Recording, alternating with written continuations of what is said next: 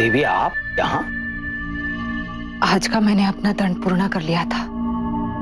जैसे अवसर मिला यहाँ चली आई। मुझे क्षमा करना देवी, मेरे ही कारण ये सब सहन करना पड़ रहा है आपको। नहीं आचार्य, यही मेरी नियति है।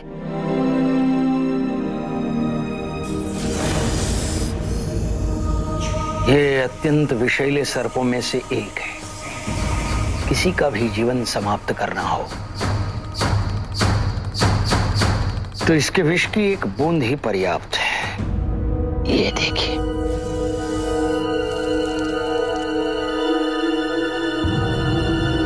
आचार्य, आप कठिन से कठिन कार्य करने के लिए भी समर्थ है, पर अपने पुत्र का संकट की ओर बढ़ता देखकर भी मैं चुप कैसे बैठूं?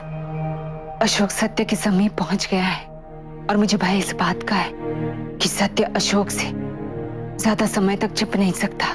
देवी, सत्य अधिक समय तक छिप कैसे सकता है, ये तो आपको ज्ञात होना चाहिए। और अशोक सत्य के पथ पर निकल पड़ा है। मुझे पूर्ण विश्वास है वो शीघ्र ही सत्य प्राप्त कर लेगा। क्या हम अशोक को रोक नहीं सकते? ये समय भी उचित नहीं है। मैं चाहती हूँ कि अशोक को ये सत्य मैं स्वयं बताऊं। एक पुत्र को अपने पिता का सत्य माँ से ही पता चलना चाहिए। आचार्य, आप ठीक तो हैं? आप भयभीत क्यों हो रही है देवी? ये सर्प मुझे दंश करे उससे पूर्व उसका संपूर्ण विष मैंने निकाल लिया है। ठीक ऐसी ही परिस्थिति मैं मगध के शत्रुओं की करने वाला हूं देवी। इससे पूर्व कि वो आप पर या अशोक पर आक्रमण करें, मैं उन्हें शक्तिहीन करने वाला हूं। आज पहली बार मैंने अशोक की आंखों में एक व्याकुलता देखी, एक उलझन देखी है, लेकिन उसके साथ ही एक दृढ़ संकल्प भी देखा है। वो सम्राट के पुत्र को ढूंढ निकालने के लिए धरती गगन एक कर देगा और विडंबना देगी। उसे ये पता भी नहीं है कि जिसे वो ढूंढ रहा है सम्राट का पुत्र वो स्वयं है। क्या ये प्रकृति का नियम नहीं कि हम सत्य की खोज में निकल पड़ते हैं और सत्य का साक्षात्कार स्वयं ही हो जाता है?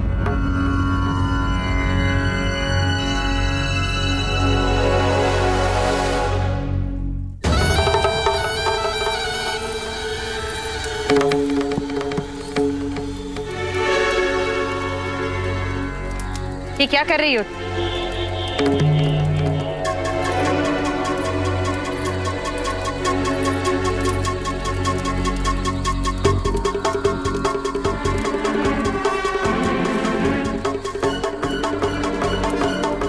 चिता जला रहे हैं आप तीनों के नाम की।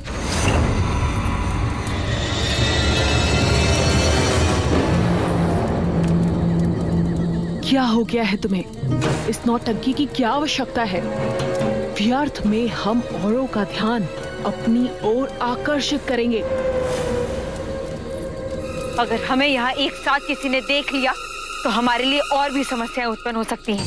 आप सबको छोटी छोटी बातों की चिंता है, परंतु जो तूफान हमारे ओर बढ़ रहा है उसका क्या? जिस दिन भी अशोक सम्राट के पुत्र को उनके सामने ले आएगा तो माँ भी पीछे पीछे आ जाएगी, और यदि इस सब में हम सामने आ गए तो हम किसी को नहीं छोड़ेंगे। लेकिन अशोक को कुछ नहीं पता है। हमने बिंदुसार को स्वयं पूछा था। अशोक ने इतना बताया है कि एक भट्ट ने उसे ये जानकारी दी है। आप अशोक को कोई साधारण बालक मत समझिएगा। यदि वो हमारी सेना को पार करके हम तक शांति वार्ता की बात करने आ सकता है तो वो कुछ भी कर सकता है। तो उसने आप सबको मूर्ख बनाया, संभवतः सम्राट को भी। वो कैसे? हमने स्वयं इसके बारे में अशोक को अहंकारा से बात करते हुए सुना है। उसने गांव में कुछ लोगों के पास संदेश छोड़ा है। उसे लगता है कि सम्राट का पुत्र अवश्य वापस आएगा, और यदि ऐसा हुआ तो ऐसा कुछ नहीं होगा रानी निहारिका। इस बार मैं धर्मा और उसके पुत्र को ढूंढकर खुद अपने हाथों से जलाकर मारूंगा।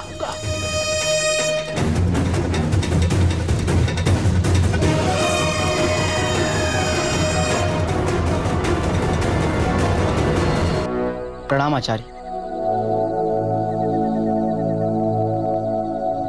तुम्हारे प्रथम चरण में तुम सफल हो गए पुत्र। निहारिका को यह संदेह हो चुका है कि तुम कुछ जानते हो। तो अब हमारी अगली चाल क्या है आचार्य? अब तक निहारिका वीर खुरासन को संकेत भी दे चुकी होंगी कि देवी धर्मा का पुत्र शीघ्र ही तुमसे संपर्क करने वाला है। इसलिए मीर खुरासन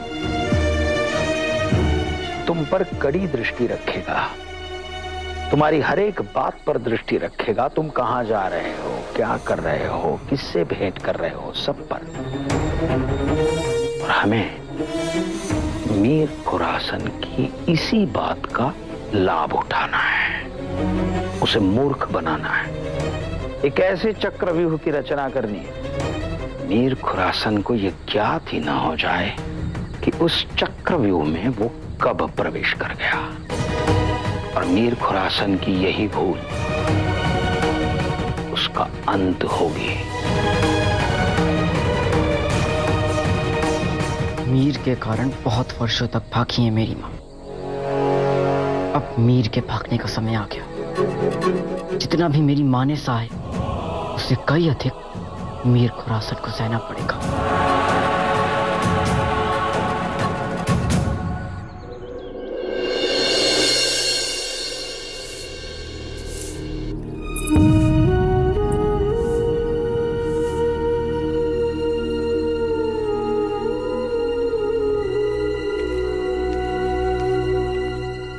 चलो चलो शीघ्रता से, रुकना नहीं है।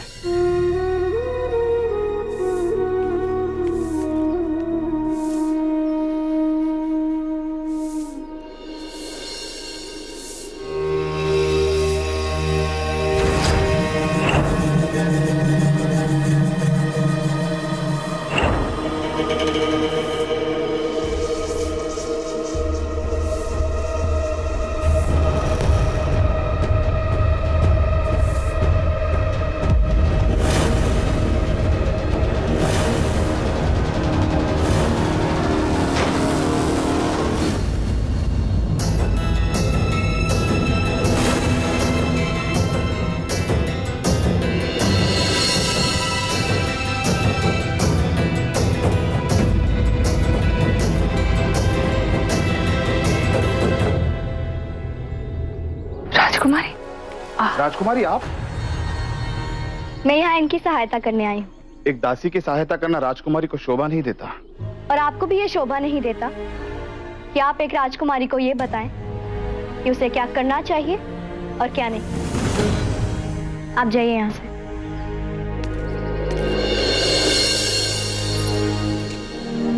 आपको ऐसा नहीं करना चाहिए था।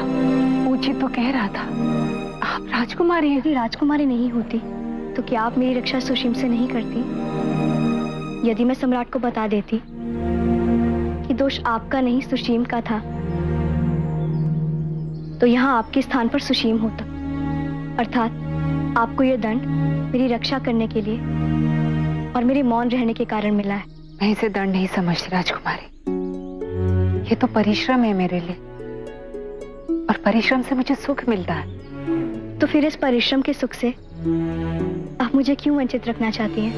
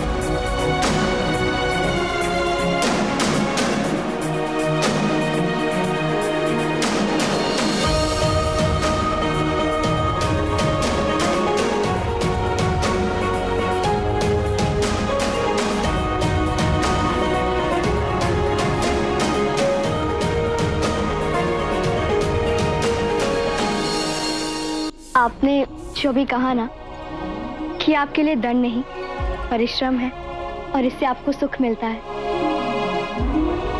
इसी बात से मुझे मेरे एक मित्र का स्मरण हुआ। अशोक, आपकी बातों में उसी का प्रतिबिंब है। आपके विचार बिल्कुल उससे मिलते हैं। परिस्थिति चाहे कैसी भी हो, यदि इतना कुछ सहन करने के बाद भी मैंने अपना मानसिक संतुलन नहीं खोया है, तो उसका श्रेय भी अशोक को ही जाता है। पहले मैंने उसके साथ बहुत ही बुरा व्यवहार किया था, उसे बहुत अपमानित किया था, फिर भी उसने बार बार मेरी सहायता की है। उसके जैसे मित्र ढूंढने से भी नहीं मिलते हैं।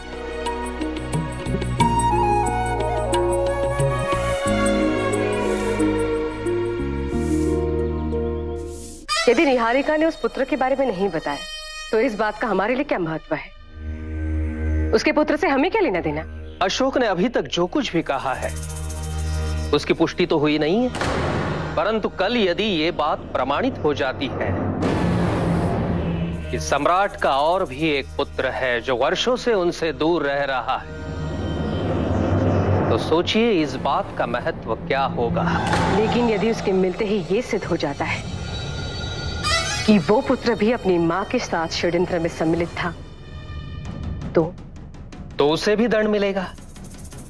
हमारे लिए इससे अच्छी बात और कोई नहीं हो सकती। परंतु यदि कल ये प्रमाणित हो गया कि वो पुत्र निर्दोष है, तो सम्राट के मन में उसके प्रति उतनी ही अधिक करुणा, उतनी ही अधिक सहानुभूति उत्पन्न हो सकती है कि हो सकता है वो इतने वर्षों की उपेक्षा की क्षतिपूर्ति करने हेतु अपने उस पुत्र को उसकी आवश्यकता से अधिक, उसके अधिकार से अधिक कुछ दे बैठे। वो पहले ही इतने आत्मग्लानि से भरे हुए हैं, भावुक हुए हैं। हो सकता है वो उसे अपना उत्तराधिकारी बना।